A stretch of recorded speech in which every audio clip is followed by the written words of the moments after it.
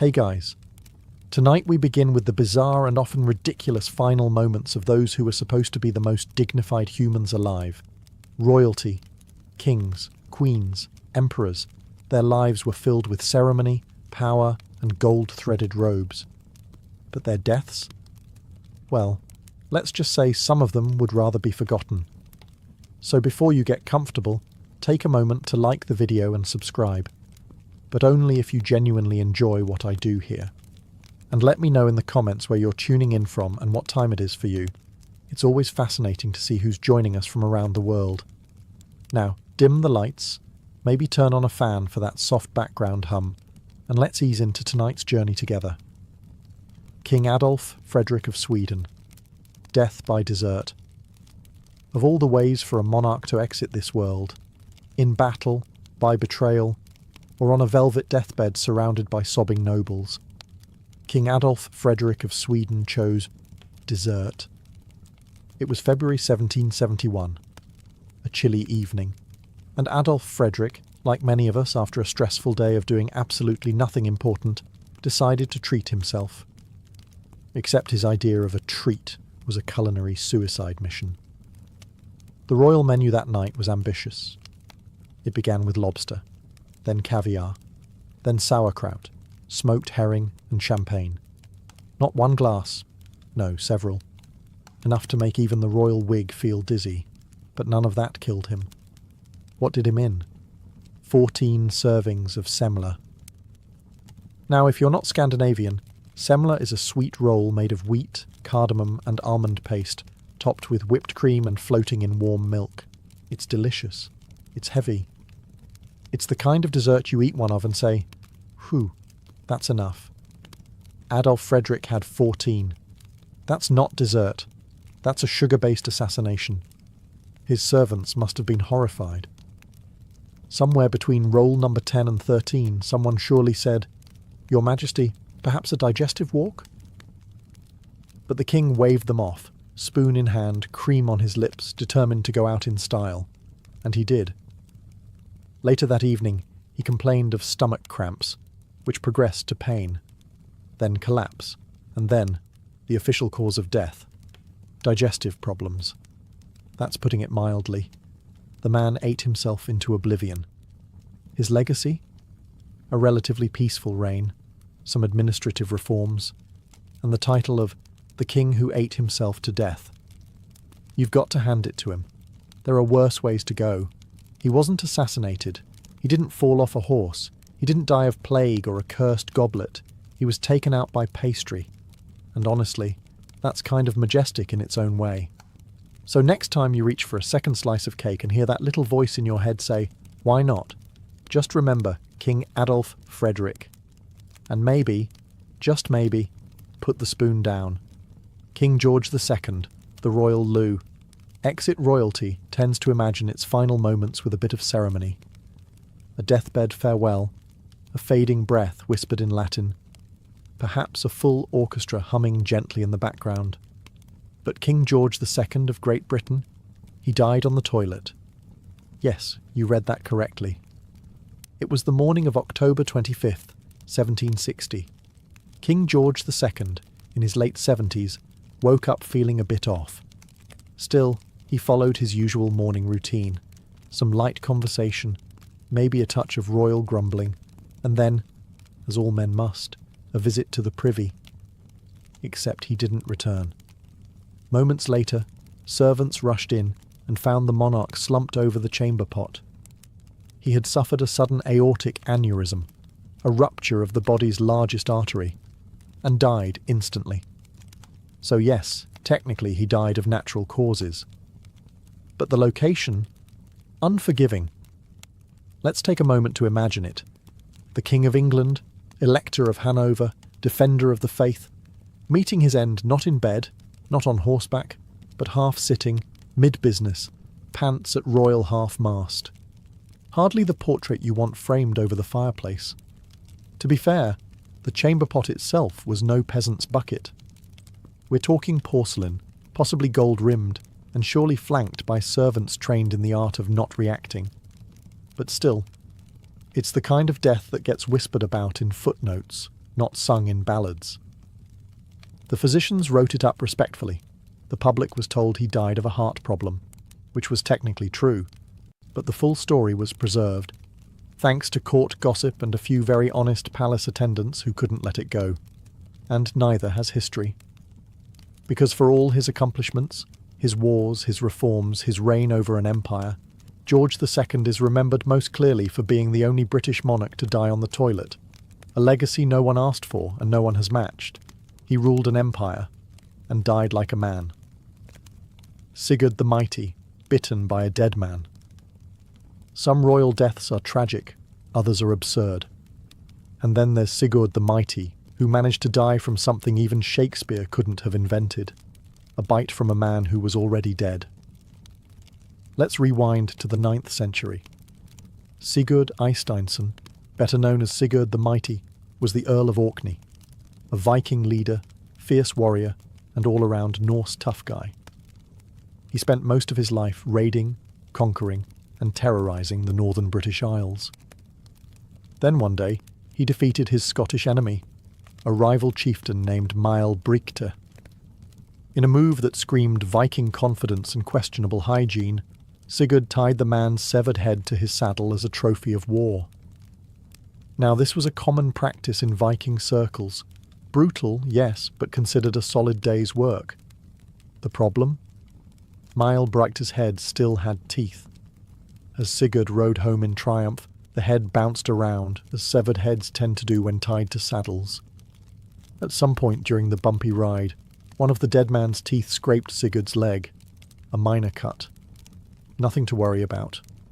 If you're not living in the 9th century with 0 antibiotics and a complete disregard for infection control. The wound became infected. Fast.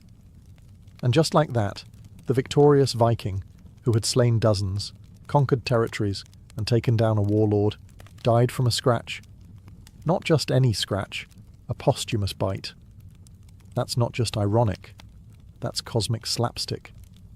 Imagine being remembered as the war hero who was taken down not by an ambush or a blade, but by a mouth that wasn't even moving anymore.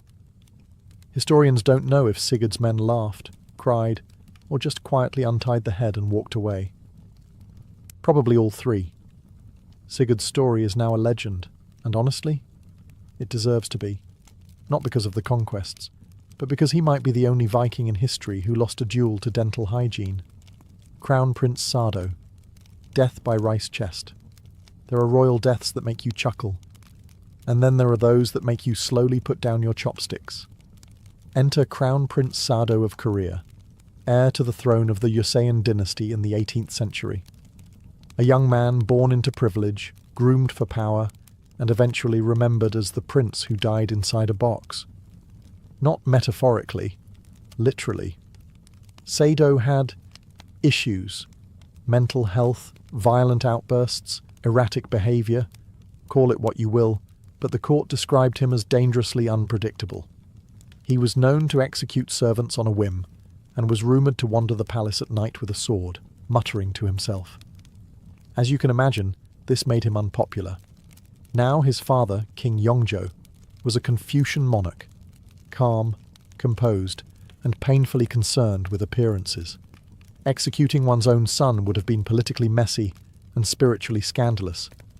But leaving him alive, that was even riskier. So the king came up with a creative solution. He had Sardo placed inside a large wooden rice chest, the kind normally used to store grain. It was mid-July, in Korea, which, for the record, is not a pleasant climate for enclosed spaces. There was no ventilation, no water, and no hope of a quick end. Sardo survived for 8 agonizing days. No trial, no blade, just a slow, sealed descent into history as one of the most uncomfortable royal demises ever recorded. It's the kind of death that makes you appreciate exile, or even decapitation, as a kind option. The official records, cleaned up for posterity, state that Prince Sardo passed away due to divine judgment, which is poetic, but let's be honest, he was rice-boxed to death. Ironically, his son, Jongjo, would go on to become one of Korea's most celebrated rulers. The family never publicly spoke of the box incident, but historians never forgot. It's a tale of palace politics, mental illness, and tragic cruelty, wrapped in wood and sealed with silence. So next time you're complaining about tight spaces or summer heat, just remember Crown Prince Sado. And be thankful no one's solving family drama with furniture. King Martin of Aragon, killed by laughter.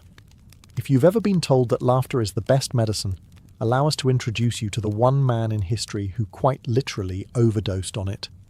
King Martin of Aragon. The year was 1410. Martin, nearing the end of his reign and battling digestive issues, because no royal story is complete without gastrointestinal drama, had spent the day in bed. Not from injury, but from chronic flatulence and indigestion. The kind of royal wind that clears out courtiers. That evening, he demanded the presence of his personal jester. His request? A joke. Something light, something funny, anything to lift his bloated spirits. The jester delivered. The joke, as preserved in court accounts, went something like this. "Why did you take so long to arrive?" the king asked. The jester replied, "Because I saw a young deer hanging from a fig tree by its tail, and I had to wonder if it was an act of divine punishment." Now, maybe it was the timing. Maybe it was the delirium. Maybe it was the fact that the king hadn't laughed in weeks because he was too busy digesting a goose. But whatever the reason, Martin burst into hysterical laughter. And he didn't stop. Within moments, he was gasping, clutching his stomach, and finally, collapsing. The official cause of death? Indigestion and uncontrollable laughter. Yes, King Martin of Aragon literally laughed himself to death. There's something both tragic and deeply undignified about it. Monarchs are supposed to die heroically, on the battlefield, in a marble hall, or at least during a dramatic monologue. Martin, he met his end with a joke about a deer and a fig tree ringing in his ears. The succession crisis that followed his death plunged the crown of Aragon into a political mess, but no one could discuss it without stifling a grim chuckle. His advisers must have struggled to write that report with a straight face. Your Majesty has passed, while laughing, extremely hard. In the end, Martin's death became legend, proof that yes, humour can kill. So laugh wisely, guys, especially after dinner. Emperor Qin Shi Huang, poisoned by immortality. If ever there was a man determined not to die, it was Emperor Qin Shi Huang, the first emperor of a unified China, and the kind of ruler who didn't just dream of immortality, he demanded it. Ruling in the 3rd century BCE, Qin Shi Huang was a powerhouse. He standardized Chinese currency, measurements, and writing. He built roads, walls, and armies. He even commissioned the legendary Terracotta Army, a life-sized battalion of clay soldiers designed to protect him in the afterlife. Although, as it turns out, he wasn't exactly planning on using them. You see, Qin Shi Huang had no intention of dying. He was obsessed with the idea of living forever, and he tasked his court alchemists and physicians with delivering that dream. Their solution? Mercury pills. Yes, really. Tiny, shimmering, toxic capsules that were marketed as elixirs of immortality. The science behind it? Non-existent. But it had a shiny glow, and in ancient China, shininess often implied power. The emperor, convinced he was drinking life itself, began taking these mercury-based treatments daily. Not occasionally. Daily. The result? His health began to fail. He became paranoid, erratic, and prone to long absences from the court. On one of these trips, a secretive inspection of Eastern territories where he hoped to find more magical life-extending ingredients, he collapsed and died. Poisoned, ironically, by the very thing he believed would make him eternal. The court panicked. His death was hidden for days to prevent political instability. During that time, to keep the ruse going, his entourage reportedly travelled with a wagon of rotting fish to mask the smell of his rapidly decomposing body. Yes, The emperor who feared death so deeply ended up fermenting next to seafood. To this day, Qin Shi Huang's tomb remains unopened, a literal mountain of secrets. Some scholars believe it may be surrounded by rivers of liquid mercury. Fitting, really. The man wanted to be preserved forever, and in a way he is, not as an immortal legend, but as a cautionary tale about trusting quack science and glowing pills. Pope John XII, a heavenly scandal. The papacy has seen its fair share of drama, political intrigue, religious reform, crusades, and schisms. But few popes ever reached the level of papal chaos achieved by Pope John XII. Born Octavianus, he became pope in 955 AD at just 18 years old. Now becoming the spiritual leader of millions before you're old enough to rent a chariot? Not ideal. And the result? Even less ideal. John XII quickly became known less for sermons and more for scandal. His papal palace reportedly resembled less a seat of Christendom and more a Roman frat house. He gambled. He drank. He allegedly ordained a 10-year-old as bishop. He blessed a man's mistress. He even raised toasts to the devil during Mass. It's no surprise, then, that his death was equally unorthodox. According to multiple chroniclers, Pope John XII died of a stroke. But not during prayer, not at the altar. No, he reportedly suffered that stroke while in bed with a married woman. Let that sink in. The Pope died, mid-affair, with someone else's wife. That's not just scandalous. That's a moral black hole. Now, to be fair, the Vatican never released an official statement confirming this account. Possibly because, back then, official statements were written by monks who preferred not to die of embarrassment. But the rumour took on a life of its own. Even centuries later, historians couldn't quite agree whether it was truth or a very juicy smear campaign. But let's say, for a moment, it was true. Imagine being the priest assigned to write the eulogy. Here lies Pope John XII, shepherd of the faithful, vicar of Christ, and frequent visitor of marital bedrooms. His death marked the end of one of the most infamously unpapal papacies in history. He reigned for just under a decade, and in that short time he managed to blur nearly every line between sacred and profane. And so, Pope John XII joins our list not just for how he died, but for how spectacularly he ignored the job description. He came, he sinned, he stroked out.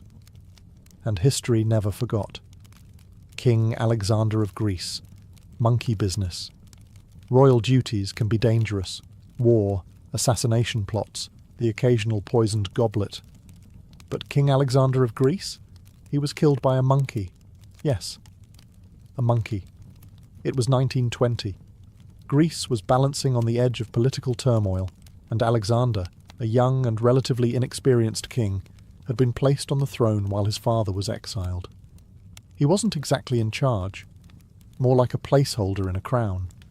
So imagine the surprise when the news broke. The king had been attacked in the royal gardens by monkeys. Here's how it happened. One afternoon, Alexander was walking through the royal estate with his beloved dog. Suddenly, a Barbary macaque, a type of monkey known for being both clever and incredibly short-tempered, appeared. It belonged to a palace worker who apparently didn't see the problem in letting monkeys roam free near royalty. Naturally, the dog and monkey started fighting, and, like any loyal pet owner, Alexander tried to break it up. That's when a second monkey appeared. The two monkeys, not thrilled about royal interference, turned on Alexander and bit him, repeatedly. On the leg. The wounds didn't seem serious at first. He was patched up. No big deal. But days later, infection set in, then gangrene, then sepsis. Within 3 weeks, the King of Greece was dead, from a monkey bite. The fallout was immense. His death triggered a constitutional crisis, a return of his father to the throne, and helped push Greece into further instability. So yes, a monkey attack led to geopolitical chaos. The press at the time didn't know what to do with it. Bitten by a monkey didn't quite fit the traditional royal obituary format. so it was softened, vague phrases like an unfortunate injury or sudden illness used instead. But the truth? It couldn't be covered up. Alexander's reign had been short and largely uneventful, but his death? Unforgettable. He may have worn a crown, but he was ultimately taken down by two small primates who never even got names in the history books. And that's how you become the answer to the strangest trivia question in royal history. Which king was killed by a monkey fight? King Charles II of Navarre. Death by candle. When you think of royal death, you might imagine swords, poison, or at the very least, a dramatic fainting spell after a scandalous banquet. But King Charles II of Navarre, he went out in a way that was both absurd and slightly flammable. Let's set the stage. It's the late 14th century, and Charles II, also known as Charles the Bad, yes, that was his official nickname, wasn't doing so great. He was sick, very sick, possibly suffering from some degenerative illness brought on by a lifetime of political scheming, betrayal, and general unpleasantness. His doctors, equipped with the finest medieval understanding of medicine, which is to say none, came up with a cutting-edge treatment. Wrap the king from head to toe in linen soaked in brandy. That's right, brandy bandages. Because when in doubt, marinate the monarch. The idea was to warm his body, draw out the illness, and possibly pickle him into health. It might have even worked, if the final step hadn't involved sewing him into the linen cocoon and leaving a servant to snip the thread. Enter the candle. The servant, working late by flickering candlelight, leaned in to make the final cut, and then, as court historians describe with both horror and dark amusement, the flame touched the linen. Now remember, the king was soaked in alcohol. He went up like a torch. The servant panicked. There was screaming, chaos, probably a few nobles fainting in the corridor. But by the time they extinguished the king, it was too late. Charles II died in one of the most undignified ways possible, accidentally barbecued by his own nurse. The irony was thick. A man who spent his entire life plotting others' downfalls, poisoning rivals, switching alliances, betraying kings, was ultimately undone by his own drip-dry bandage and one inattentive assistant. And so Charles the Bad, who had once ruled with fire and fear, met his end as firewood. Let it be a lesson. Never mix royal treatments with open flame, especially if your nickname is already the Bad. King Edmund II, death on the privy. Some royal deaths are dramatic, some are symbolic. And then there's King Edmund II of England, who allegedly met his end in the most vulnerable position a man can be in, sitting on the toilet.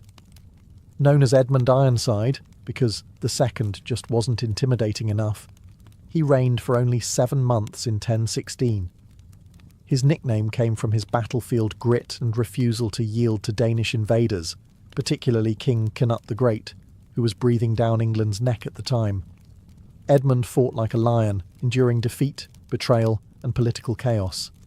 He was everything you'd expect from a tough Anglo-Saxon king, until the very end, when all that martial glory was overshadowed by what happened in the privy. According to a persistent and suspiciously detailed medieval rumour, Edmund was assassinated while using the toilet. How? A would-be killer, knowing the king's schedule and digestive reliability, hid beneath the wooden seat. And when Edmund sat down, surprise dagger. From below. Gruesome? Yes. Dignified? Not remotely. The official record is murky. Some sources say he died of wounds after battle. Others mention an unnamed private treachery. But a few chroniclers, clearly blessed with imagination, describe the whole scenario in remarkable detail, right down to the killer hiding in the cesspit and striking upward. It's the kind of story that feels like political slander, and yet it's stuck. Because nothing erodes a legacy like death by outhouse ambush. Imagine the scene. Edmund, perhaps humming a victory tune, sitting down after a long campaign, thinking he's finally earned a quiet moment, and then betrayal from below. It's not the stuff of royal murals. It's the stuff of cautionary tavern tales. To be fair, if the assassination tale is true, it was a cunning move. A king is never more defenceless than mid-privy. No armour, no guards, no sword. Just linen, gravity, and unfortunate trust in 11th century plumbing. So whether fact or folklore, Edmund II's death reminds us that even iron-sided kings have soft spots, especially when seated. King Henry I, too many eels. Of all the fatal indulgences in royal history, King Henry I of England may take the prize for the most slippery. Because in 1135, the king who had ruled for over 3 decades, survived war, political turmoil, and rebellious barons, was finally defeated by, wait for it, a plate of lampreys. If you're not familiar, lampreys are jawless, eel-like fish with a mouth that looks like it belongs in a medieval torture chamber. They were considered a delicacy back then. Today, we'd probably call them nightmare noodles. Henry I, however, loved them. He was known to be absolutely obsessed. His court physicians, who understood very little about medicine but a great deal about guessing, had repeatedly warned him against eating so many of them. They were considered rich food, heavy on the digestion, light on survivability. Did Henry listen? Of course not. He was a king. And what's the point of being monarch if you can't defy every medical warning in existence? So during a visit to Normandy, Henry sat down to a grand meal and consumed a surfeit of lampreys, meaning he ate way too many of these slippery, slimy medieval sea worms, not fried, not dipped in anything respectable, likely just boiled and arranged in a grim little pile. Shortly after, he fell violently ill. Abdominal pain, vomiting, fever, the full royal digestive meltdown. Within days, he was dead. The official cause? Food poisoning. His body was embalmed and sent back to England in the winter cold, and there are horrifying details about the journey that we won't get into here. Let's just say, preservation was not a strong suit in 12th century Europe. Historians agree he was a capable and often ruthless ruler. But none of that mattered when his love for a grotesque fish dinner landed him 6 feet under. It's said his doctors had begged him to avoid the dish. His response: "I'd rather die than give up lampreys." Well, mission accomplished. King James II of Scotland, blown up by cannon kings, have died in battle. Kings have died of illness. But King James II of Scotland? He died by standing too close to his own cannon. It was 1460. James was 29 years old, ambitious, and known for 2 things: a famously short temper and a deep love of artillery. This was the golden age of cannon warfare. By golden, we mean wildly unpredictable and prone to spontaneous combustion. At the time, James was laying siege to Roxburgh Castle, a stronghold still occupied by the English. Determined to show off his shiny new cannons, James ordered a demonstration, and naturally wanted a front row seat. Because what could possibly go wrong when standing a few feet from a 15th century cast iron powder tube packed with explosives? Plenty. As the cannon was being fired, it exploded, instantly, violently, spectacularly. A piece of the barrel tore through James's thigh, severing his leg, and according to some reports, part of his torso. The blast was so intense that it killed him almost instantly. His attendants, probably still trying to process the phrase, "Your Majesty just detonated," fled in shock. The king's death threw the Scottish army into temporary chaos, but to their credit, they regrouped and eventually captured the castle. In fact, they later renamed it James's Castle, perhaps as an ironic tribute to the king who donated his limbs to the cause. It was a deeply Scottish end, dramatic, loud, and involving at least one piece of medieval technology failing in the most catastrophic way possible. The ironic twist? James had been a huge advocate for modernising Scotland's artillery. He loved cannons, loved the sound, the smoke, the firepower. He just didn't love basic safety distance. Today, James II is remembered less for his politics and more for being one of the few monarchs in history blown up by his own enthusiasm. Emperor Elagabalus. Too weird to live. If the Roman Empire ever needed a poster child for, maybe let's tone it down, it would be Emperor Elagabalus. Born Varius Avitus Bassianus, which already sounds like a spell, he became emperor in 218 AD at just 14 years old. That's right, a teenage emperor. Combine that with near unlimited power, vast wealth, and a complete disregard for anything resembling restraint, and you get one of the most bizarre reigns in Roman history. Elagabalus didn't just bend rules, he melted them down and made jewellery out of them. He appointed a horse as a government official, a trend among Roman eccentrics, insisted on being called empress instead of emperor, and once invited guests to a feast and dropped rose petals on them until some suffocated. His personal life was just as chaotic. He reportedly married 5 times, including once to a Vestal virgin, which was illegal, and was famous for dressing in women's clothing, wearing makeup, and offering money to any physician who could surgically convert him into a woman. In modern terms, we might call him gender non-conforming or fluid, but in ancient Rome? This made him a scandal wrapped in a toga. While his behaviour shocked Roman elites, what really got him in trouble was his disregard for Roman religious traditions. He tried to replace Jupiter, king of the gods, with Elagabal, a sun deity from Syria. He even built a massive temple and made senators watch as he danced around a sacred black stone. Eventually, the Praetorian Guard, Rome's version of the Secret Service, but with more daggers, had enough. In 222 AD, they assassinated Elagabalus and his mother.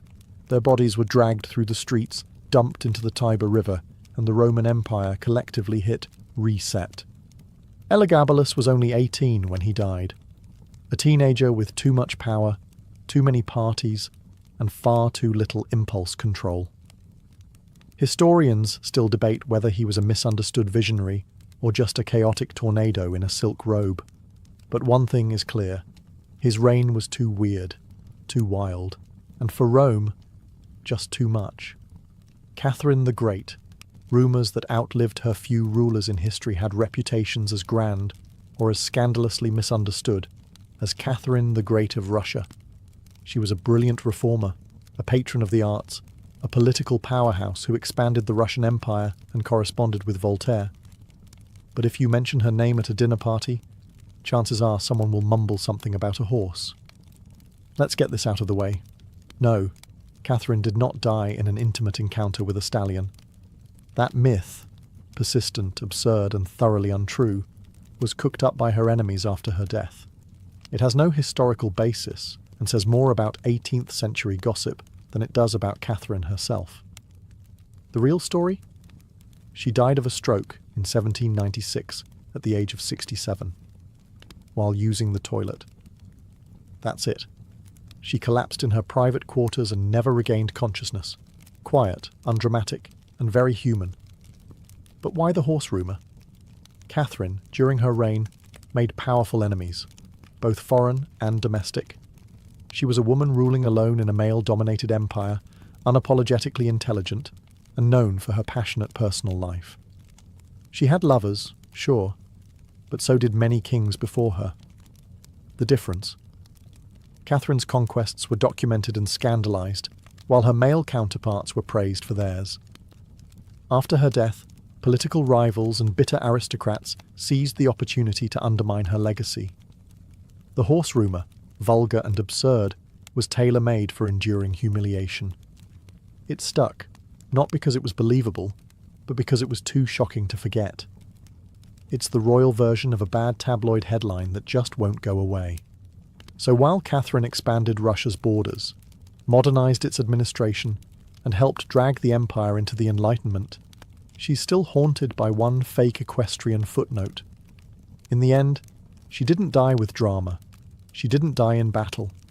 She died like many before her, quietly, privately, and with history refusing to let her go with dignity. If there's a lesson here, it's this.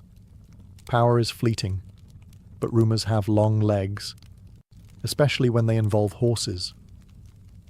Emperor Valentinian II. The bathtub death. No one can explain. Most royal deaths have an explanation. A battle, an illness, a misjudged eel. But Emperor Valentinian II of Rome? His death remains a mystery that's been floating, quite literally, for over 1,600 years. Let's rewind to the year 392 AD. Valentinian II was only 21 years old. He had technically been emperor since the tender age of 4, because nothing screams qualified to rule the Roman Empire like still being in diapers. But, as with most child emperors, someone else was really in charge. That someone was a general named Arbogast. Now, Arbogast wasn't subtle. He was essentially using Valentinian as a puppet while pulling the strings behind the scenes.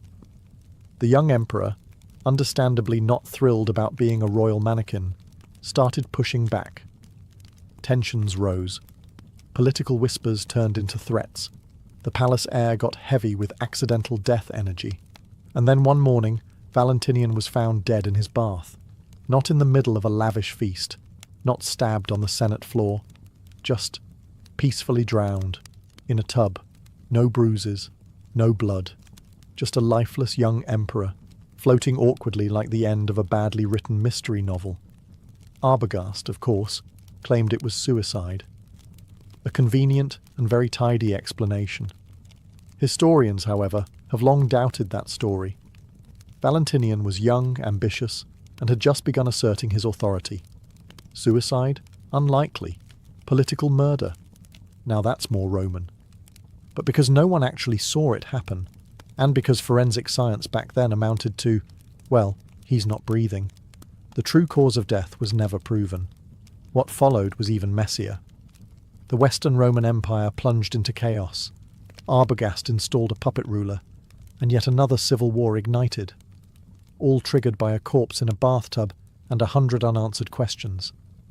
Valentinian II's death may not be the most gruesome on our list, or the most absurd, but it wins the prize for most suspicious silence. Because if there's one thing history teaches us, it's this. When emperors die in bathtubs, somebody probably helped. In the sun-drenched city of Argos, where marble temples gleamed and the sea breeze tangled with the scent of olive trees, a frail girl named Telesilla was born into a life of quiet expectation. Her family was aristocratic, wealthy enough to afford luxury, educated enough to afford poetry. But their daughter was seen as delicate, sickly, and unlikely to leave much mark on the world beyond the home's shaded courtyards. From a young age, Telesilla suffered from chronic illness. We don't know exactly what plagued her.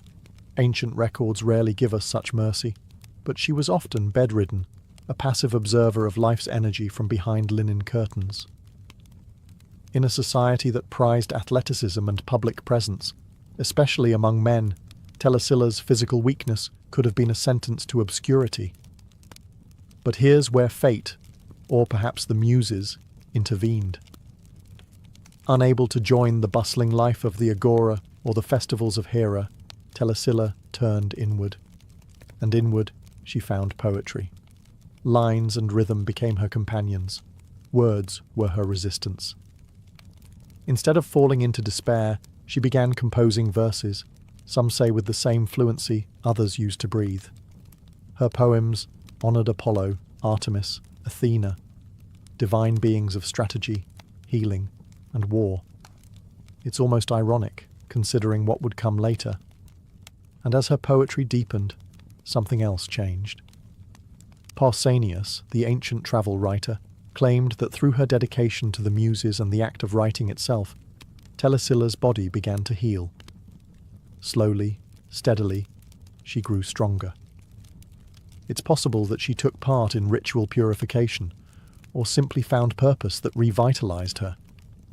Whatever the reason, she emerged not just as a poet, but as a woman reborn, with voice, strength, and startling clarity.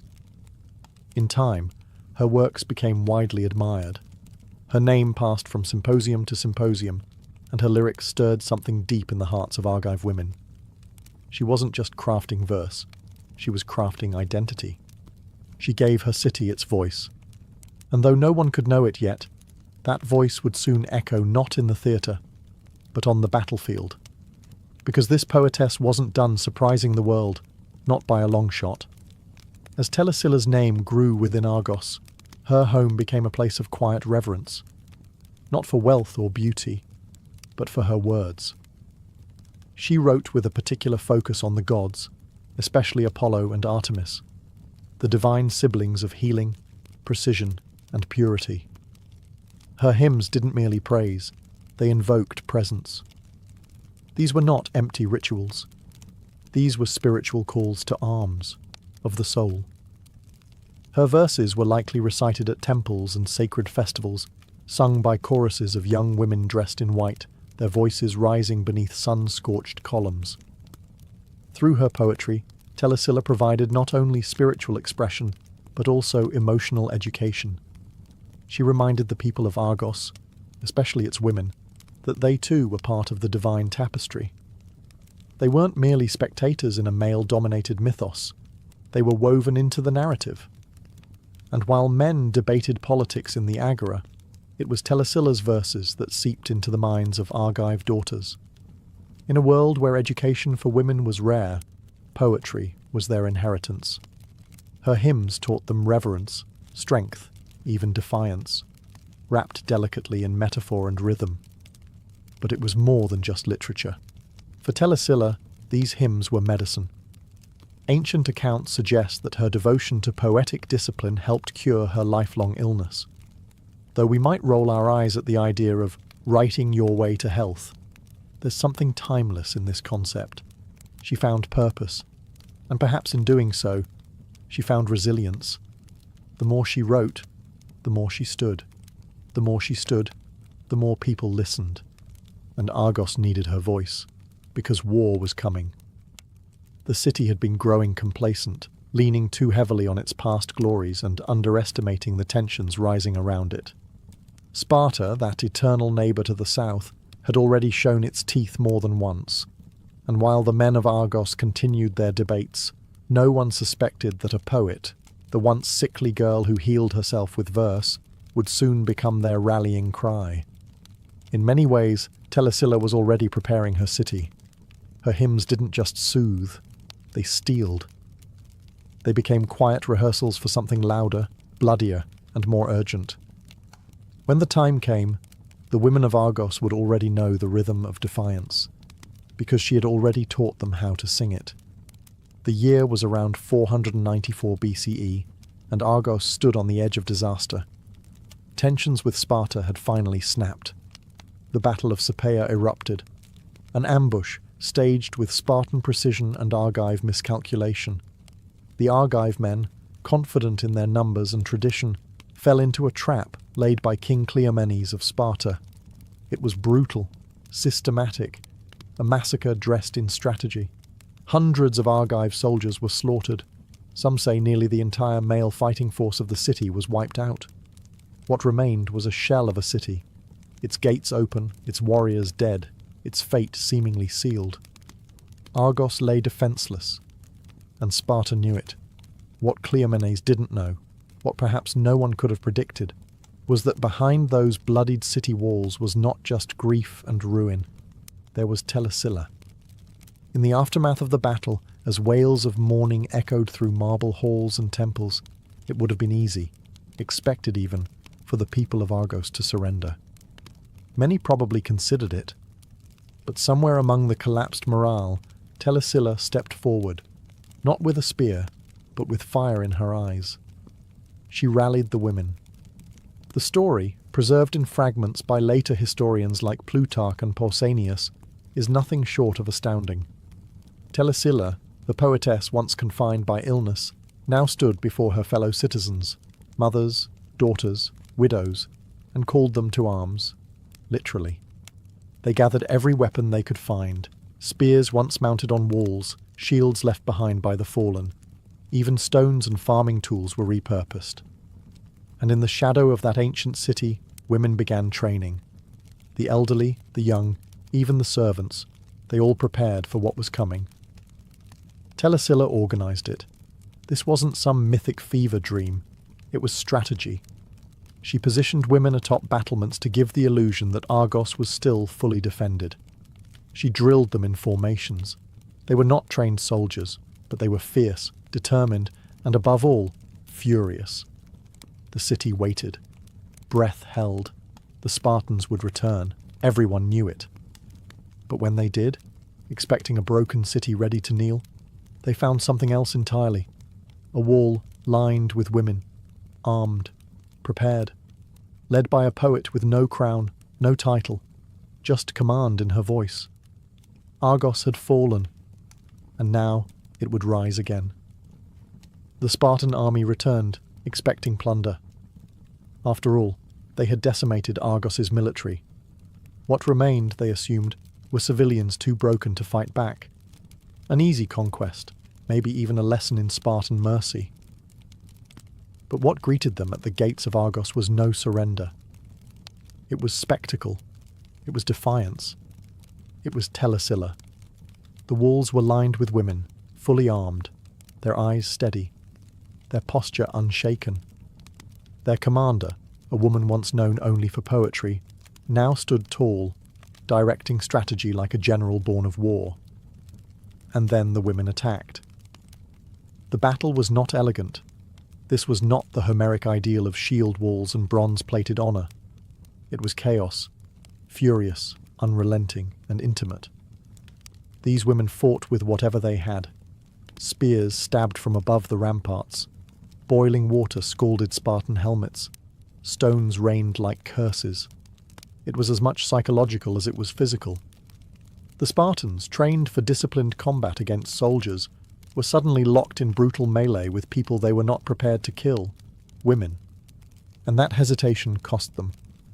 Pausanias, who recorded the tale centuries later, wrote that the women of Argos, under Telesilla's leadership, forced the Spartans to retreat. It sounds improbable, doesn't it? But context matters. The Spartans had won their main objective. They had already defeated Argos's male army. What they faced now was resistance that risked shattering the legend of Spartan invincibility. To lose men to a citizen militia led by women wasn't just dangerous, it was humiliating, and humiliation in Sparta was worse than death.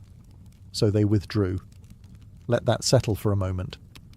Telesilla, a poet, trained not in arms but in verse, had led a group of grieving, enraged, determined women and saved a city. Not in myth, not in allegory, but in recorded human history. This victory wasn't just military, it was symbolic. It changed the narrative of Argos. It redefined what women could do in the face of devastation. And it proved something Sparta hadn't expected, that courage doesn't wear a beard, and leadership isn't born only on the battlefield. That day, Argos didn't fall to Sparta. It stood taller than ever, held up by hands that had once only held lyres. And it was Telesilla who handed the city its second breath. Victory had a strange taste. The city of Argos had survived, but it was changed. Its streets still echoed with grief. Its temples bore the bloodstains of husbands, brothers, and sons who never came home. But over all that silence stood something remarkable, a new kind of legacy, stitched together by women's hands and Telesilla's unshakable resolve. She didn't claim power.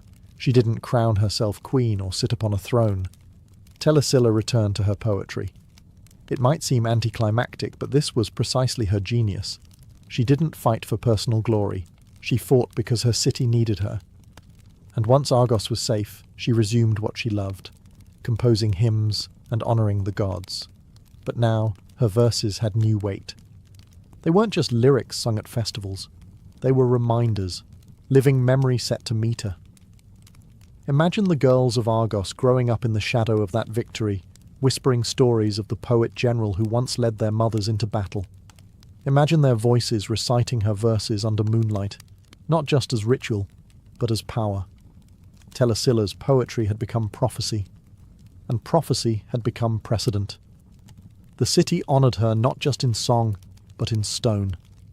A statue was erected in the temple of Aphrodite, showing Telesilla seated calmly with scrolls at her feet, one hand upon her lyre, the other resting on her shield.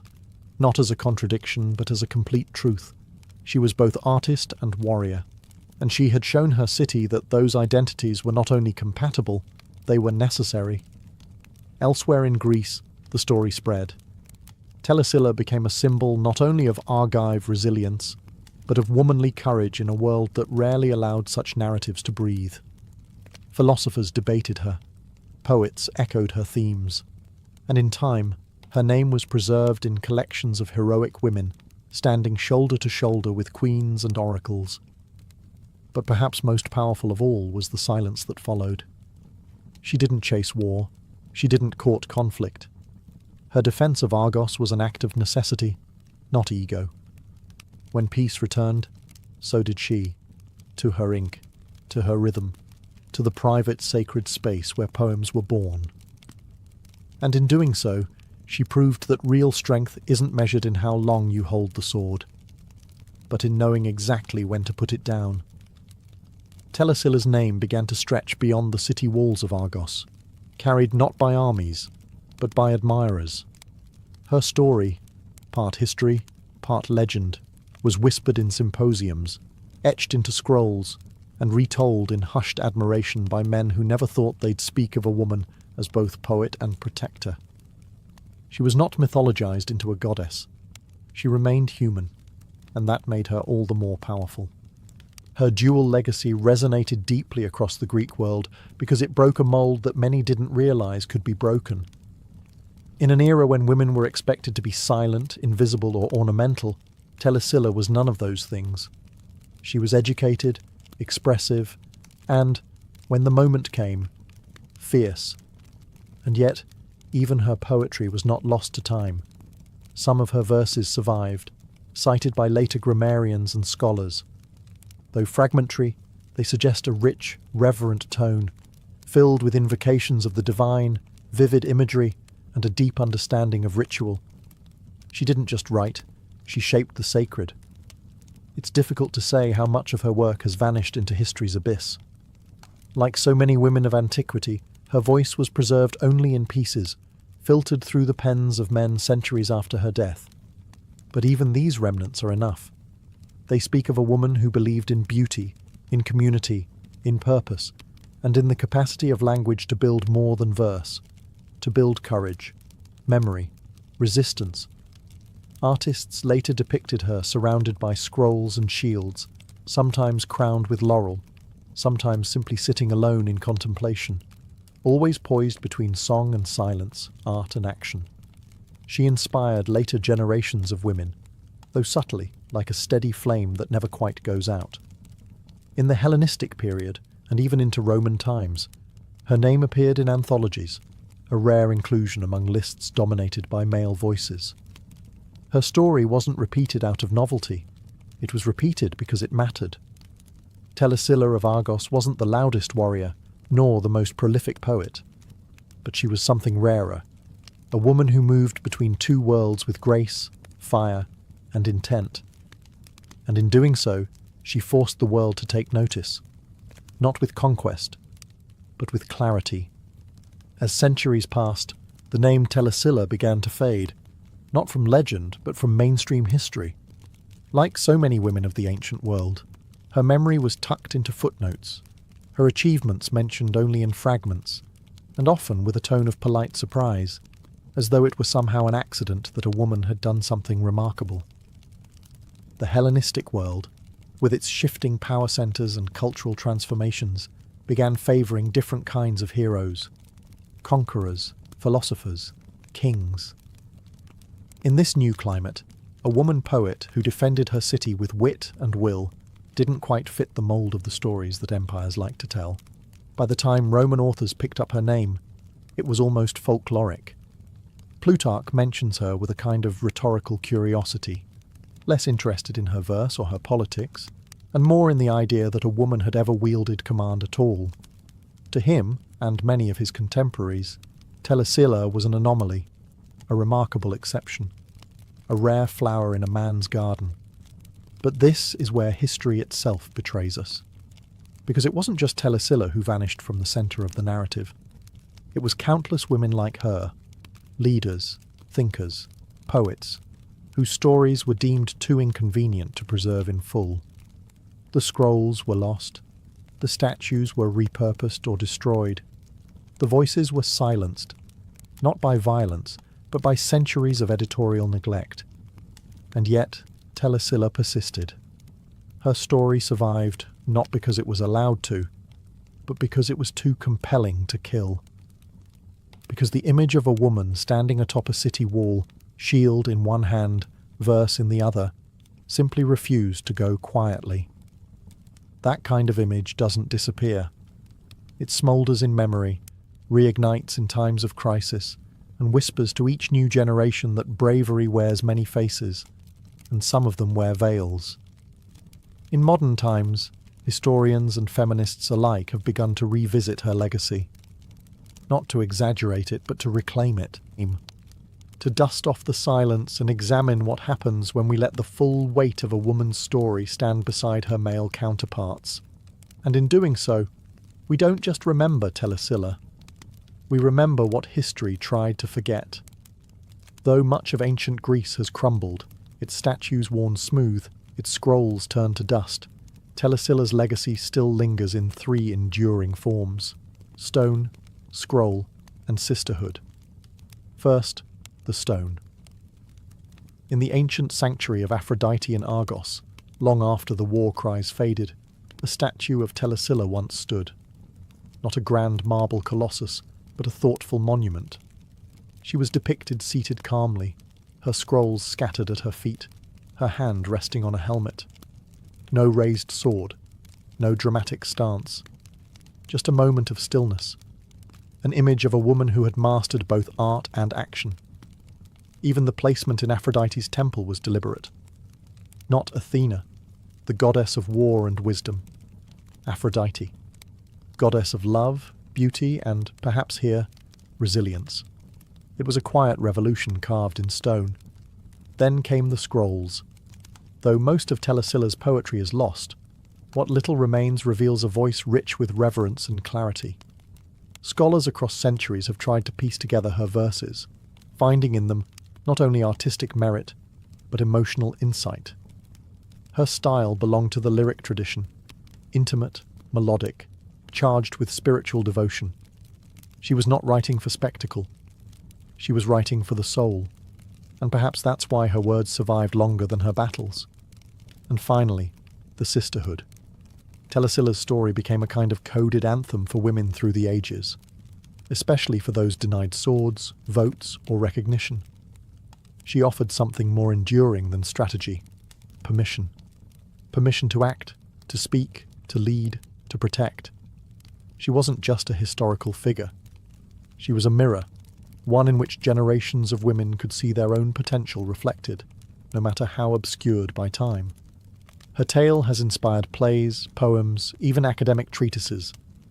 In feminist readings of ancient history, she is no longer a footnote. She is a cornerstone, a reminder that when institutions fall silent, individuals can still shout. That when history closes a door, memory opens a window. In classrooms, in books, in whispered conversations among those hungry for forgotten heroines, Telesilla lives on. She is the patron saint of the underestimated, the poet who chose not only to sing of heroes, but to become one. Telesilla never asked to be remembered. She didn't command monuments or beg for her name to be etched in history.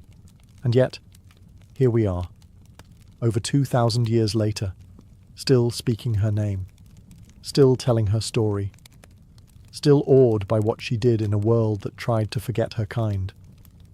What makes her legacy so compelling is not just that she fought or that she wrote, but that she did both when neither was expected nor allowed of someone like her. A sickly girl with a lyre was never supposed to lead a militia. A woman who composed hymns wasn't meant to rewrite the fate of a city. But she did. And not through divine intervention or noble birth, but through clarity, purpose, and grit. In the grand tapestry of Greek history, full of heroes with bronze muscles and flowing capes, Telesilla stands apart. She doesn't roar like Achilles or scheme like Odysseus. She does something far harder. She holds the line. She looks into the face of collapse, and she does not flinch. Not because she was fearless, but because someone had to act, and no one else did. And that's what makes her echo last. She reminds us that heroism doesn't always come with a trumpet blast or a poet's blessing. Sometimes it comes in the form of a woman who picks up a sword with shaking hands, steadies herself, and says, "Not today." Today, scholars and creatives alike continue to draw inspiration from her. Her story is taught in feminist studies, referenced in discussions about women in warfare, and even invoked in debates about the fluidity of roles across gender and class. She has become not just a symbol of Argos, but of resistance itself. And if you listen carefully, her voice still hums beneath the surface of modern tales, in every woman who steps up when others step back, in every artist who refuses to stay in their lane, in every act of courage that begins with a whisper and ends in thunder. Telesilla's legacy is not locked in the past. It is alive, breathing, moving quietly through the world. Because the truth is, the lyre was never put down. It was simply transformed into something sharper. Before arches, before blueprints, before even the idea of architecture, there was a simple human need to get from one side to the other. Across rushing rivers, deep ravines, and perilous chasms, the early ancestors of humanity faced a question as old as travel itself. How do you cross when the land disappears? The very first bridges were not built by engineers. They were stumbled upon by wanderers and hunters who noticed a fallen tree spanning a stream or watched vines drape across a gorge. These early crossings weren't planned. They were found. Nature gave the hint, and humans took the cue. A fallen log, a line of stones placed just right. This was where bridges were born. Out of curiosity, out of fear, out of hunger. Over time, those accidental crossings became intentional. In rainforests, people began binding together vines and reeds to form hanging footpaths. These weren't exactly stable. You wouldn't want to cross one in the dark. But they were a beginning. A literal lifeline between food and famine, isolation and community. In parts of what is now South America, early civilizations began using twisted plant fibers to create longer suspended crossings. These weren't just primitive ropes. They were woven, reinforced, and tested with centuries of refinement. The Incas, long before the Spanish conquest, perfected the art of the rope bridge. But even before the Inca Empire, the peoples of the Andes were mastering techniques that required deep understanding of tension, weight distribution, and natural materials. What makes these early bridges remarkable is not their size, but their boldness. Imagine looking at a river gorge hundreds of feet deep, and instead of walking away, you begin tying grass together. That's not just ingenuity. It's a kind of bravery wrapped in necessity. These first crossings changed more than routes. They changed relationships. Once two valleys were linked, ideas flowed as easily as people. Trade routes emerged. Languages mingled. Cultural exchange was born on shaky ropes and damp planks.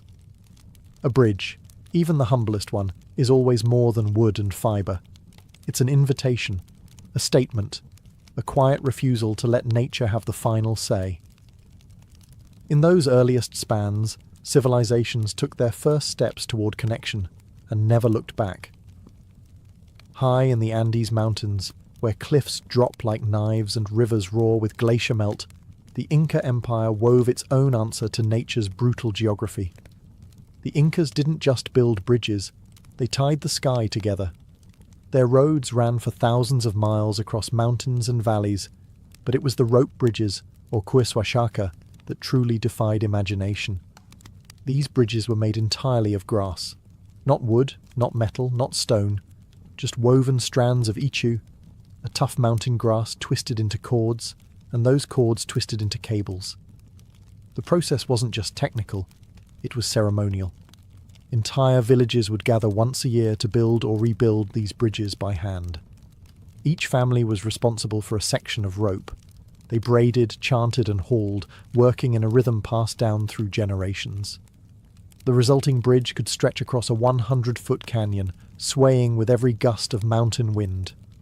No nails, no bolts, just pure tension and trust. And yet these rope bridges were strong enough to support llamas, soldiers, messengers, and traders. They were the beating arteries of an empire, spanning canyons where no stone could be placed. And they were elegant in their own way.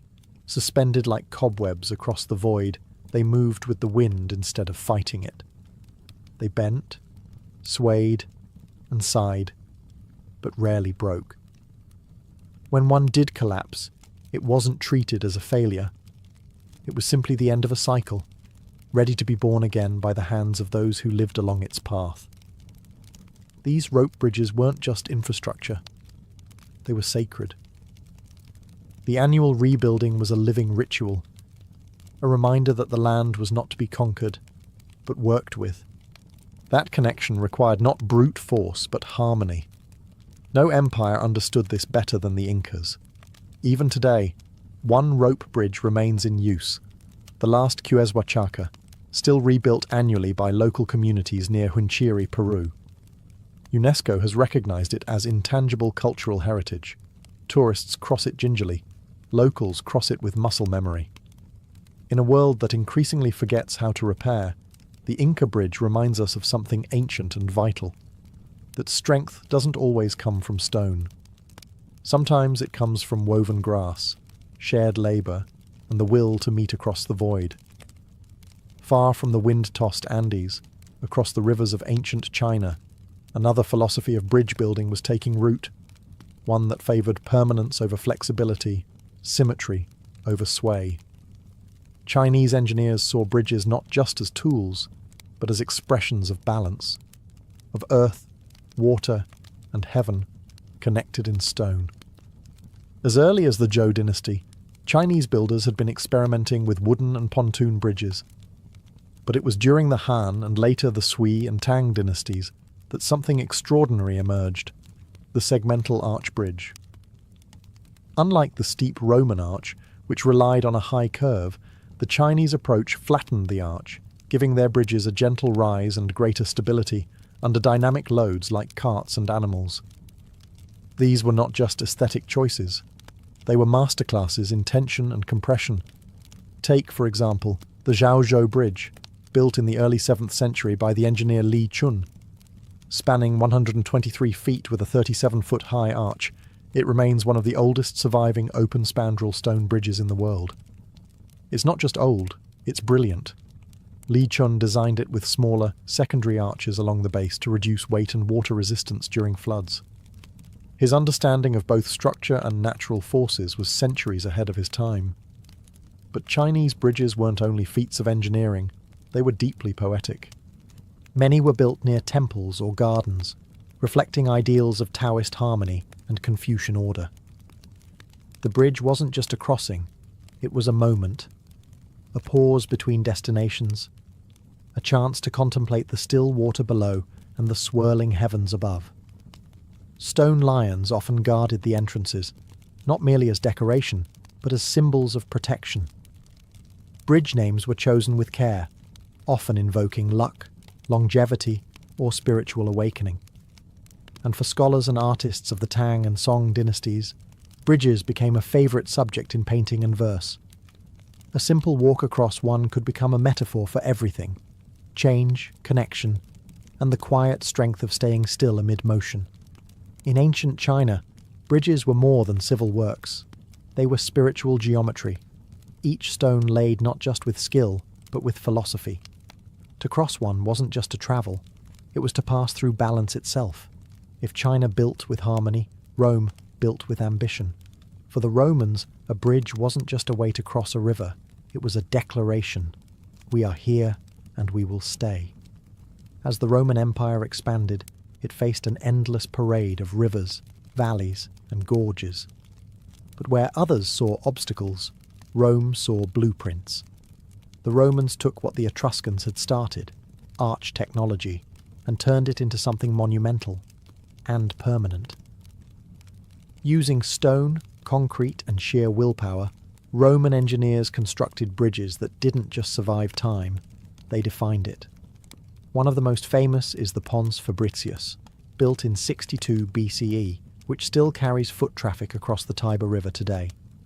That's more than 2 millennia of wear and war, flood and footstep, and still standing. The genius of the Roman bridge lay in its arch. A Roman arch distributed weight evenly, channeling force into the ground. It allowed bridges to span wider rivers and support heavier loads.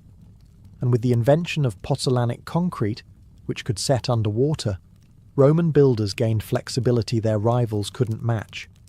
But function was never enough for Rome. These bridges were built with grandeur.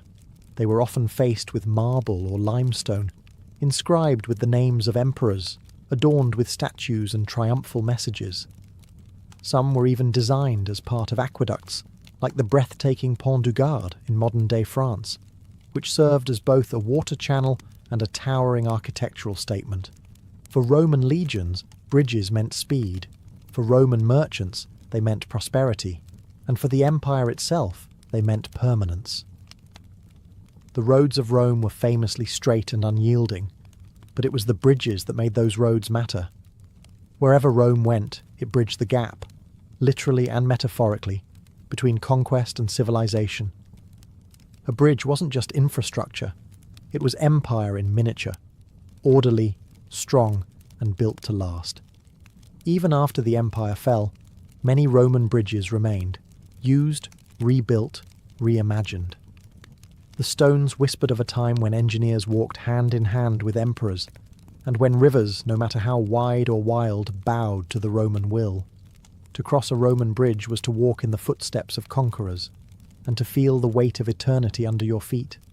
While Rome built in stone and China in symmetry, ancient India quietly cultivated a bridge tradition that was unlike anything else on earth. Bridges made from trees. Not cut wood, not rope, not carved beams. Living, growing trees. In the wet, hilly region of Meghalaya, in the northeast of the Indian subcontinent, rivers are fed by relentless monsoons. Flash floods sweep away bamboo, rope, and timber bridges with ease. But centuries ago, the Khasi and Jaintia peoples found a way to use nature not as an obstacle, but as a partner. They began guiding the roots of the Ficus elastica tree, a type of rubber fig, across streams and rivers. Slowly, patiently. Over years, then decades, the roots were trained using hollowed-out tree trunks, scaffolding, and bamboo frames to grow toward the opposite bank. When the roots met, they were woven and anchored into the soil, creating a bridge that was, quite literally, alive. These living root bridges didn't rot. They didn't splinter. In fact, they grew stronger with age. A young bridge might take 15 years to become usable, but once mature, it could last hundreds of years, sustained by the very land it stood on. This was not fast architecture. It was generational. A grandfather would begin weaving a bridge that his grandchildren might one day walk across. There was no blueprint, only tradition. No calculation, only intuition passed down through watching, doing, and remembering. And these bridges weren't just functional. They were breathtaking. Suspended among waterfalls and emerald valleys, the root bridges curved and twisted like something from a fairy tale, organic and surreal, blending into the jungle as if grown by myth. In a world that often values speed, India's living bridges are a defiant slow song. They show that time, care, and cooperation with nature can produce wonders just as lasting as stone. They are community projects, sacred paths, a reminder that not all strength is rigid. Some of it is woven, flexible, and alive. To cross a root bridge is to cross into a different rhythm of civilization, one that listens to the earth rather than reshaping it. And in that quiet balance, India bridged more than rivers. It bridged the wild itself. In the cradle of civilization, where the Tigris and Euphrates carved ribbons through desert and city, early Mesopotamians faced a familiar problem, rivers that both nourished and separated. These waterways brought trade, irrigation, and life. But they also created boundaries, and where boundaries exist, someone eventually builds a bridge. Unlike the later empires of stone and steel, ancient Mesopotamians worked with what they had: mud brick, timber, and ingenuity. Their rivers were broad but not bottomless. Their materials were fragile, but their minds were not. The city of Babylon, one of the jewels of ancient Mesopotamia, was famously divided by the Euphrates River, but it was also famously connected. The Greek historian Herodotus claimed that Babylon had an early movable bridge, constructed of wooden planks laid across boats and tied together with papyrus ropes. By day, it ferried people and carts. By night, it was dismantled to prevent enemy access. Whether this account is precise or poetic, it reflects a truth. Mesopotamian cities were not isolated settlements. They were logistical masterpieces. Bridges here were not just structures, they were strategies. Some were built low and temporary, designed to be rebuilt after floods. Others were made with baked bricks and asphalt mortar, resting on foundations driven deep into silt and clay. Mesopotamians understood the river's moods. They didn't try to conquer water with brute force. They tried to work around it, above it, and sometimes even under it. Trade caravans carrying grain, textiles, and lapis lazuli needed bridges. Temples and ziggurats drew pilgrims from opposite shores. And kings, forever in need of control, understood that whoever held the bridge controlled the city. Over time, as empires like the Assyrians and Persians rose, their bridges grew in complexity. Engineers began incorporating stone piers and more permanent wooden spans, but the roots of that engineering went back to the simplest acts: bundling reeds, piling clay, stretching logs. The logic of bridging, the why, came long before the how. Mesopotamian bridges may not have survived the centuries like Rome's or inspired poetry like China's, but they formed a vital foundation. They were among the first expressions of infrastructure, the bones of organized society. They taught us that where there is commerce, there must be connection, and where there is water, someone will always try to walk across it. To the ancient Greeks, the world was not just a place to live. It was a canvas to be shaped, measured, and perfected. And when it came to bridges, they brought the same thoughtful attention to proportion, harmony, and engineering that they poured into their temples and sculptures. Unlike the Romans, the Greeks weren't obsessed with spanning vast distances or showcasing imperial power. Their bridges were often more modest, but no less intelligent. Built across small rivers, marshes, or rocky gaps, these structures were crafted with an elegant balance of form and function. Take the Archidiko Bridge, located in the Peloponnese. Dating back to the Bronze Age, around 1300 BCE, it's one of the oldest surviving arch bridges in the world. Built of large, unmortared limestone boulders, the bridge still stands today, quietly carrying foot traffic as it did millennia ago. There are no inscriptions, no imperial eagles, no towering arches, just a single subtle span, built with precision and enduring grace. The Greeks understood stone, they understood load-bearing, and perhaps most importantly, they understood the importance of community connectivity. Many of their early roads and bridges were part of sacred routes, used during religious festivals and processions to temples, such as the long journey to Delphi or Olympia. In these contexts, a bridge wasn't just about moving people, it was about guiding them toward the divine. Later, during the classical and Hellenistic periods, Greek cities began incorporating more advanced engineering methods, borrowing and adapting Etruscan and Eastern techniques. Timber and stone were used together. Some bridges even included drainage systems, careful grading, and guardrails. Still, aesthetics mattered. A Greek bridge didn't just serve a function. It fit into the landscape, enhancing rather than dominating it. It was common to find bridges positioned for viewing, often offering perfect symmetry with the surrounding hills and sky. Water below, air above, and stone in between, the Greeks liked their elements balanced. In Greek thought, the bridge became more than a crossing. It was a metaphor, a movement between worlds, between cities, between gods and mortals, between chaos and order. So while their spans may not stretch as far as Rome's, the Greek bridge stands as a quiet whisper in stone, strong, serene, and built with thought rather than thunder. In the land of towering pyramids and mighty pharaohs, ancient Egypt didn't need to conquer rivers as often as it needed to navigate them. The Nile, both giver and taker of life, served more as a highway than a barrier. Boats were the bridges of Egypt. But that didn't mean Egyptians ignored the art of crossing land-based gaps. When they did build bridges, they did so with intention, and with unmistakable symbolism. Egyptian civilization grew along the fertile banks of the Nile, where irrigation channels, canals, and distributaries carved up the land. To manage this watery maze, the Egyptians developed small-scale bridges, flat stone causeways, wooden crossings, and canal bridges designed more for function than spectacle. One of the earliest known examples comes from the workers' village at Deir el-Medina, near the Valley of the Kings. Archaeologists have discovered narrow stone walkways and raised paths designed to carry foot traffic over irrigation ditches and sunken terrain. These weren't monumental in size, but they were smartly built, using local stone, carefully levelled surfaces, and alignment with prevailing routes. And then there's the great causeways, those long, sloping stone paths that connected the Nile to the pyramids at Giza.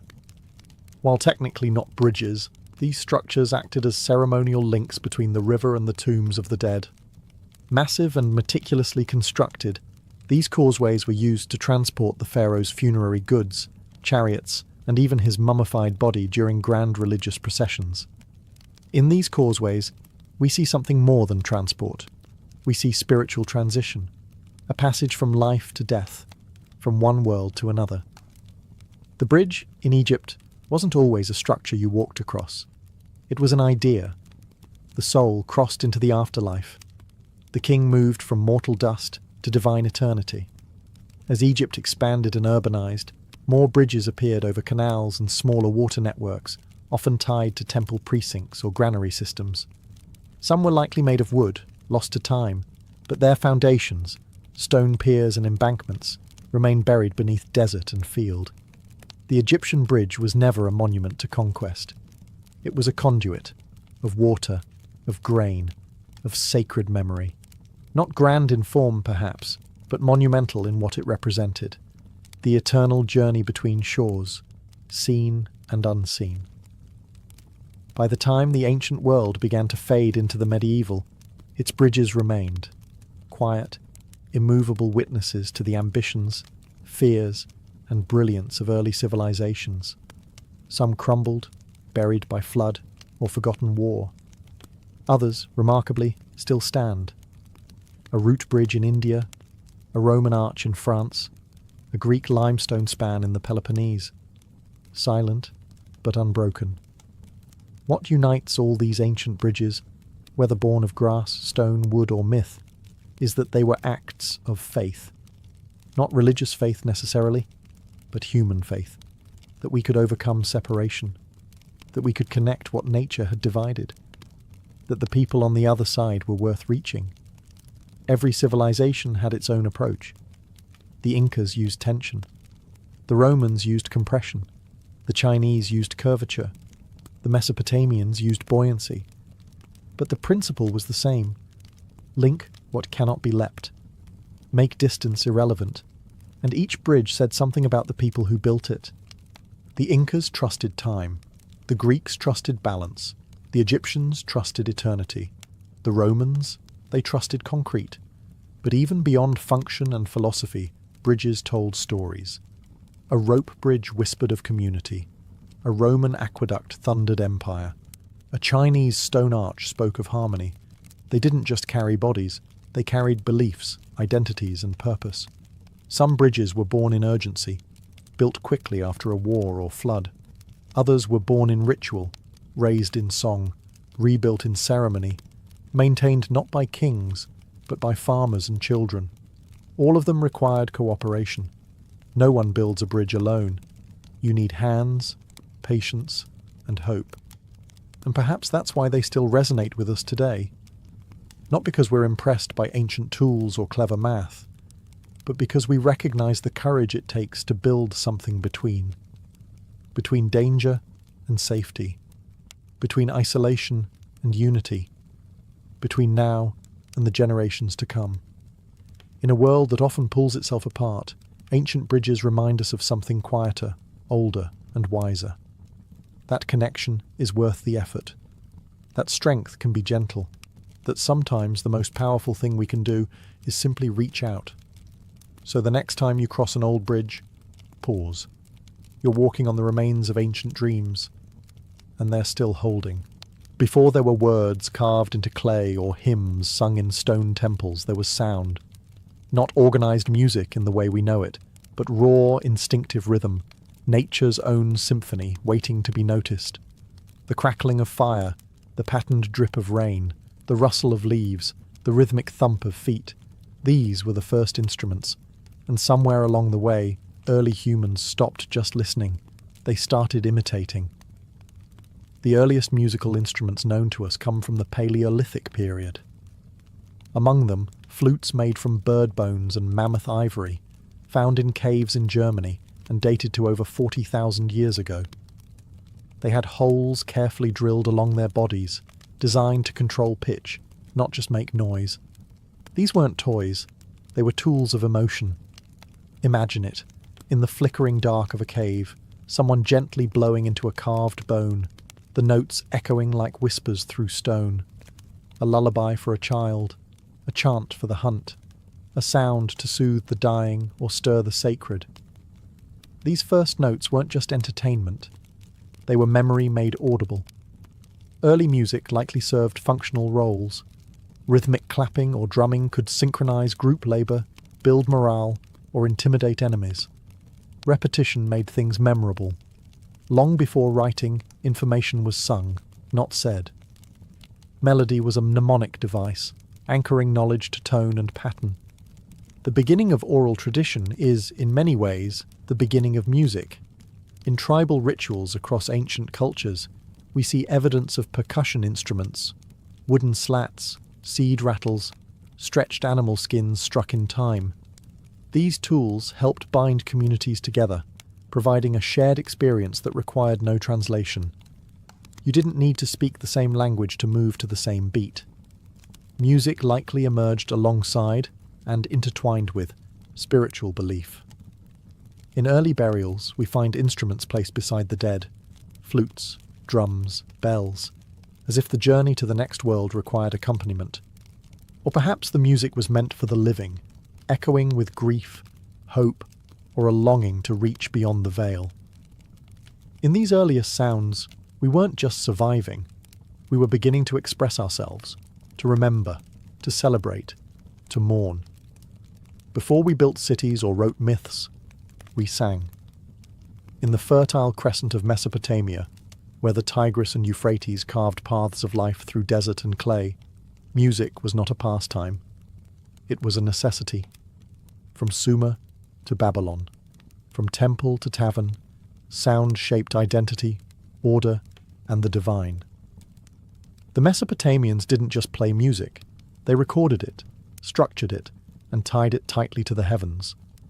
Among the earliest visual records of musical culture comes from Sumerian cylinder seals and reliefs, dating back to the 3rd millennium BCE.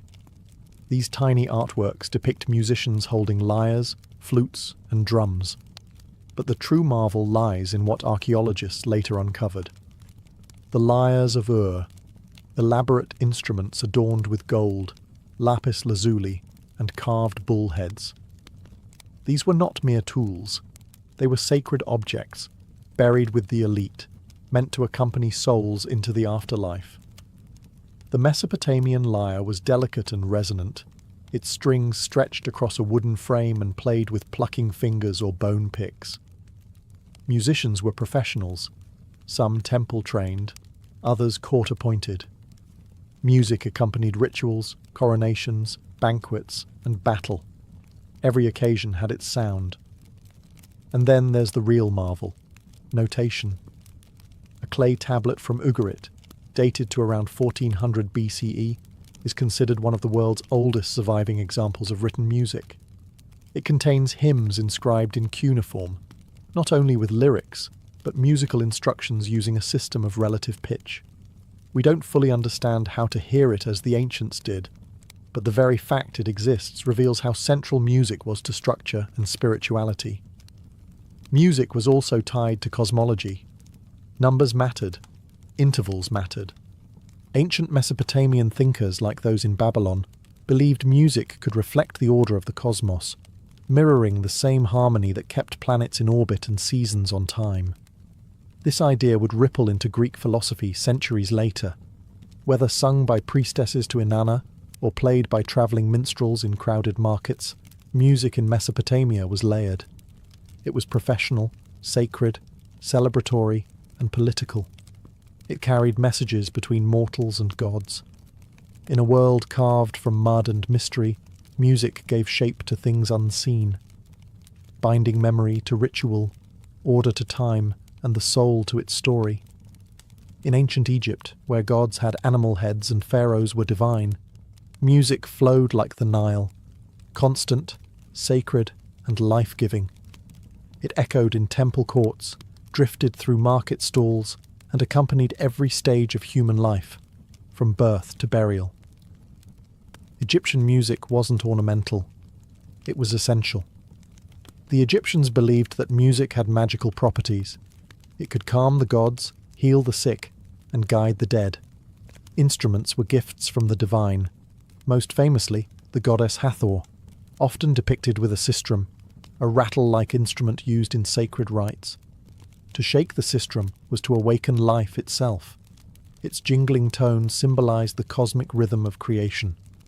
Archaeologists have found harps, flutes, lutes, and lyres painted in tomb murals dating back to the Old Kingdom, around 2500 BCE. These instruments weren't generic. They were specific, finely crafted, and richly decorated. Harps came in angular or curved forms, often played sitting on the ground. Their strings, made from animal gut, sang out during both religious ceremonies and court entertainment. Music was deeply woven into Egyptian ritual. Temple hymns were performed at sunrise to greet the gods. Priests and priestesses weren't just readers of sacred texts. They were also trained musicians. Specific tones were believed to align with particular gods or emotions. There was music for lamentation, for praise, for purification. Every act had its sound, but music wasn't just for the elite. Street musicians, dancers, and folk singers filled the markets of Memphis and Thebes. Percussion instruments like frame drums, clappers, and castanets added rhythm to community festivals. Women often led in performance, whether as professional entertainers or as mourners hired to sing the wails of grief at funerals. Egyptian hieroglyphs even give us words for musical moods. Hes implied joy or adoration. Tefu meant sorrow or mourning. Music wasn't an abstract art form, it was emotional infrastructure. And when death came, it came with music. Funerary texts sometimes included instructions for chants and instruments. In death, as in life, the journey was not silent. Music in Egypt served many masters, gods, kings, farmers, and mourners. But it always served a deeper truth. That sound was the language of the soul. And through it, even silence had meaning. In ancient Greece, music was more than art. It was mathematics, medicine, philosophy, and divination. It wasn't merely played, it was studied, theorized, worshipped. For the Greeks, music was a mirror of the cosmos, harmonious, ordered, and deeply sacred. The Greek word musike didn't refer to music alone.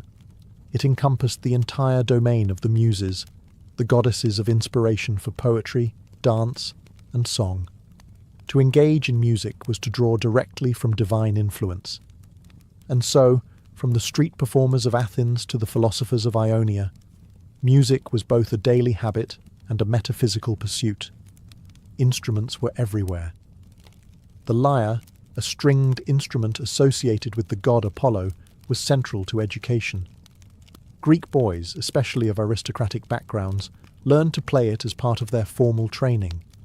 The kithara, a larger and more ornate version of the lyre, was used in professional performances and religious festivals.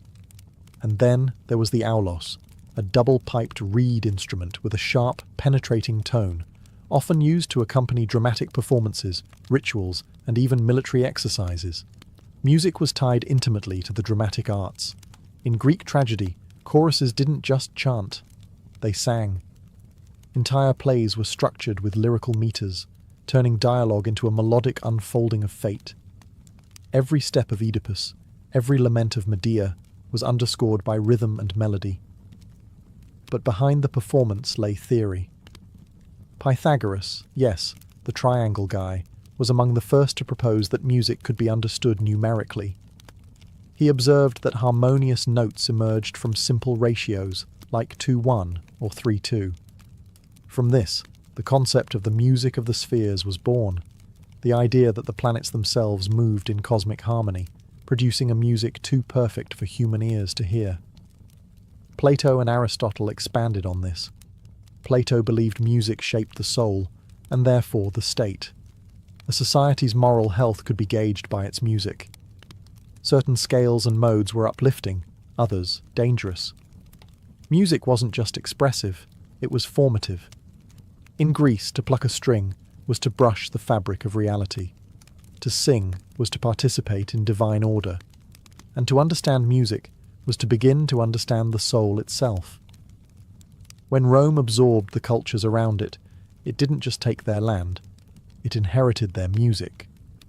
From Etruscan trumpets to Greek lyres, Roman music was a patchwork of styles and traditions, woven together under one empire. But unlike the Greeks, who often philosophized about music's moral function, the Romans focused on its practical uses, and sometimes its volume. Music in Rome was everywhere. In temples, military camps, theatres, banquets, and the infamous arenas, music served to command, entertain, and impress. One of the most iconic Roman instruments was the cornu, a large curved brass horn used by the military. When blown, it sent clear signals across the battlefield, orders, formations, and alerts. It wasn't beautiful, but it was effective. For Roman soldiers, music was survival. In civilian life, the soundscape was more elaborate. The tibia, a Roman version of the Greek aulos, was played at sacrifices and public events. The hydraulis, or water organ, was an early keyboard instrument that used air pressure and water to produce sound. Found in both religious ceremonies and gladiatorial games, it was likely loud, dramatic, and theatrical, perfectly suited for Rome's flair for spectacle. At banquets and private feasts, music took on a more seductive role. Women and enslaved performers often played stringed instruments, like the cithara and lute, while dancers moved to soft rhythms. In elite Roman homes, music was a status symbol, an imported art from Greece or Egypt, made to dazzle guests and show refinement. But music also had spiritual roots. In Roman religion, certain ceremonies required specific chants and musical forms called carmen. These were sacred incantations, believed to influence divine favour or ward off evil. Over time, some evolved into more structured hymns, blending spoken prayer with melody. What Rome lacked in originality, it made up for in adaptability. It absorbed music like it absorbed gods, rebranding, reshaping, and repurposing them to fit its needs. And as Roman roads carried legions across Europe, they also carried songs, instruments, and musical customs. Local tribes encountered not just soldiers, but the sounds of empire. In Rome, music served many ends: glory, control, pleasure, and faith. It was the rhythm of empire, pulsing through marble halls and blood-stained sand. Long before Vedic chants echoed through the temples of India, a quieter but equally profound musical culture thrived in the Indus Valley Civilization, one of the world's earliest urban societies. Though much about their music remains elusive, the fragments we've uncovered whisper of a people deeply attuned to rhythm, ritual, and sound. Unlike Mesopotamia or Egypt, the Indus Valley left behind no deciphered texts on music. Yet what they did leave, their instruments, terracotta figurines, and urban acoustics, speaks volumes. Archaeologists have unearthed cylindrical drums, shell trumpets, and carved flutes made of bird bones and terracotta. Some of these flutes, remarkably, have perfectly spaced finger holes, suggesting a sophisticated understanding of pitch and scale. Perhaps most telling are the figurines of dancers found at sites like Mohenjo-daro, limbs frozen mid-step, hair braided, torsos swaying. Where there is dance, there is rhythm. Where there is rhythm, there is music. These figures suggest not only communal celebration, but choreographed, percussive culture. The drum wasn't just entertainment, it was expression. Later, as Vedic civilization emerged and Sanskrit texts began to form, the musical tradition of the Indian subcontinent would explode into complexity. But its seeds, those silent ceramic flutes of the Indus, had already taken root. Over time, music in India became inseparable from spiritual practice. The Vedas, the sacred Hindu texts, were chanted in highly regulated melodic patterns called sama. These weren't songs as we know them. They were sound formulas intended to maintain cosmic order. By the time of the Natya Shastra, an ancient treatise on drama, dance, and music, composed around 200 BCE, Indian music was already categorized into ragas, melodic modes, and talas, rhythmic cycles. Instruments like the veena, an early stringed instrument, and the mridangam, a double-headed drum, became staples of religious and court music. But even as theory deepened, the soul of Indian music remained the same. Music as devotion, music as vibration, music as a bridge between body and spirit, sound and silence, mortal and divine. In the lands of the Indus, music wasn't written in ink. It was written in breath, beat, and eternity. In ancient China, music was never merely sound. It was cosmic order made audible. Rooted in Confucian and Taoist philosophy, early Chinese music sought to mirror the harmony between heaven, earth, and humanity. To play music was not just to entertain, but to align oneself with the moral and natural rhythms of the universe. Some of the oldest archaeological finds include stone chimes, bianking, and bone flutes, xun, dating back to the Neolithic period. These instruments were carefully tuned, not just for beauty, but to reflect cosmic principles. Each note was associated with one of the 5 elements: wood, fire, earth, metal, water, the seasons, and directions. A melody wasn't just music, it was philosophy in sound. By the time of the Zhou dynasty, 1046–2556 BCE, music had become a pillar of governance. Confucius himself famously said, "To educate someone, start with poetry, strengthen with ritual, and perfect with music." He believed that music shaped the soul and that a well-governed state would be reflected in its musical culture. Harsh or dissonant music meant disorder. Gentle, orderly tones signified harmony.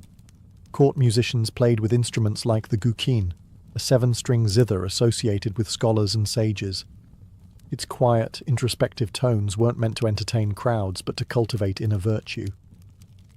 The player sat alone, fingers brushing the strings in a meditative dialogue between self and nature. Larger ensembles used instruments like the sheng, a mouth-blown free reed instrument, drums and bronze bells, especially in ancestral rites and state ceremonies.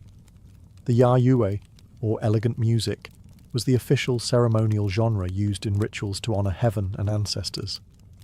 Every sound, every interval, had a ritual function, carefully controlled to avoid spiritual imbalance.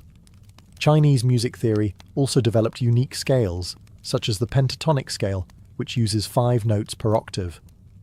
This gave Chinese melodies their fluid, drifting quality, evoking water, wind, and introspection.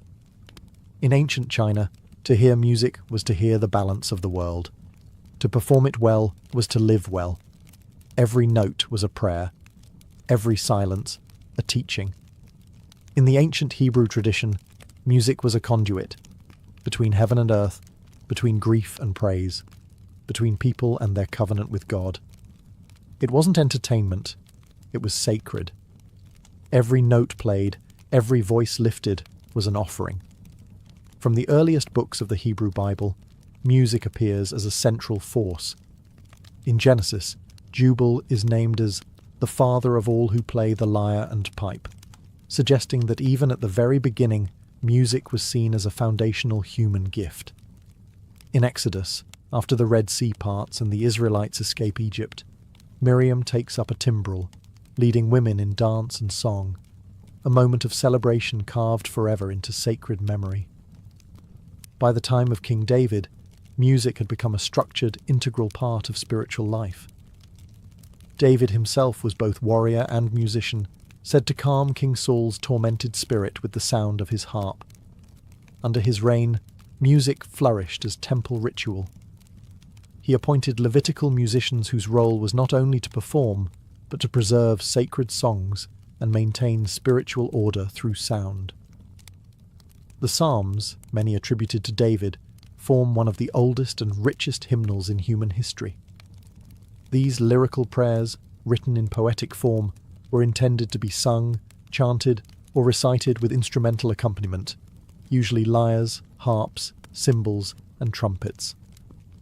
Some psalms speak of sorrow, others of triumph, but all are musical expressions of the soul in dialogue with the divine. The first temple, built by Solomon, institutionalized music even further. Musicians were assigned shifts, instruments were standardized. Trumpets signaled offerings. Cymbals marked sacred transitions. Music structured the calendar, framed the festivals, and deepened the meaning of every rite. Even after the temple's destruction, music lived on in memory and exile. In Babylon, the exiled Hebrews sang of Zion with trembling voices. By the rivers of Babylon, there we sat and wept. How can we sing the songs of the Lord in a foreign land? Yet sing they did. Hebrew music survived not by echoing through stone halls, but by being written on hearts. It was a music of resilience, born in covenant, and carried across centuries in breath, bone, and prayer. As the ancient world slowly gave way to classical antiquity and the medieval age, the music of early civilizations did not vanish. It transformed. Its instruments were altered, its scales adapted, its traditions absorbed into newer religious, philosophical, and cultural systems. But its essence endured. The echo of a Mesopotamian lyre, the shimmer of an Egyptian sistrum, the silence between strokes on a Chinese guqin. These sounds did not die. They migrated, carried across time in the hands and hearts of those who remembered. In many ways, ancient music is a language we've forgotten how to fully speak, but never stopped listening for. We can't hear exactly how a Babylonian hymn sounded.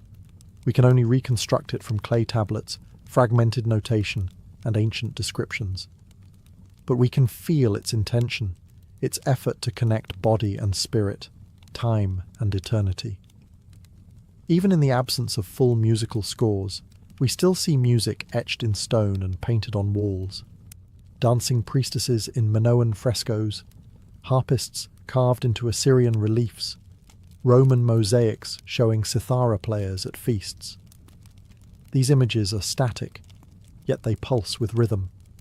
They remind us that ancient music was never background noise. It was the heartbeat of ritual, the breath of ceremony, the fire of protest, and the balm of grief. And remarkably, some of it lives on. In India, the raga system still follows rules born from ancient Vedic chants. In China, guqin players still perform melodies that date back to Confucian temples. In Jewish synagogues, psalms are still chanted with traditional melodies that echo back thousands of years. These aren't recreations. They are continuations. Ancient music wasn't recorded in vinyl or digitized into streams. It was preserved in practice, in people, in purpose. Passed down not through wires, but through witnessing. We may never hear a perfect reconstruction of an Inca festival song or a hymn sung in the court of Ur, But when a hand drums a beat, or a voice breaks into spontaneous song, or a melody lingers just long enough to bring tears, that is ancient. The civilizations may have crumbled, the empires may have fallen, but their music still plays, not in history books, but in us.